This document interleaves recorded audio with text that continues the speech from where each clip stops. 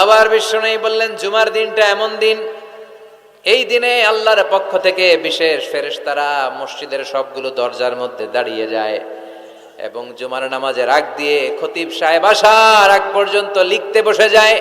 কে কে মসজিদে ঢুকে নামগুলো তারা কাউন্ট করে, এন্ট্রি করে।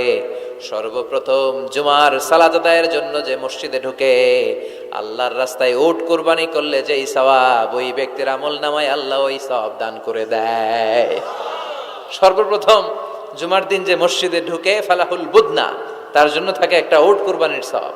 ওনার পরে যে ঢুকবে ফালাহু বাকারা, তার জন্য গরু কুরবানির সওয়াব। 3 নম্বরে যে ঢুকবে ফালাহুল কাবসা, তার জন্য ছাগল কুরবানির সওয়াব।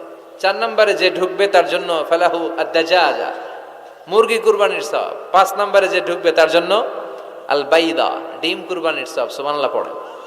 এরপরে ইমাম সাহেব যখন খুতবা দেওয়ার জন্য চলে আসে, ফেরেশতারাও বসে যায়, খুতবা শুনতে শুরু করে। সুবহানাল্লাহ পড়ে।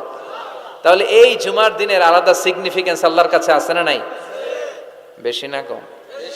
আলহামদুলিল্লাহ, যে এই দিনটাকে আমরা ছুটির দিন হিসেবে পেয়েছি।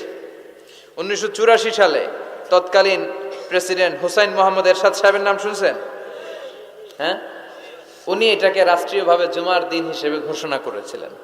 ওনার কল্যাণে আমরা এই দিনটাকে স্টিল নাও, এখনো পর্যন্ত এটাকে আমরা ছুটির দিন হিসেবে পেয়েছি। উনি ইসলামের জন্য অনেক কাজ করছেন, আবার স্বৈরাচারীও করছেন। তো ভালো খারাপ নিয়েই মানুষ, ঠিক কিনা? খারাপটার আমরা না বলি। আল্লাহ তোমার এই বান্দার এই ভালো কাজটাকে তুমি কবুল করো।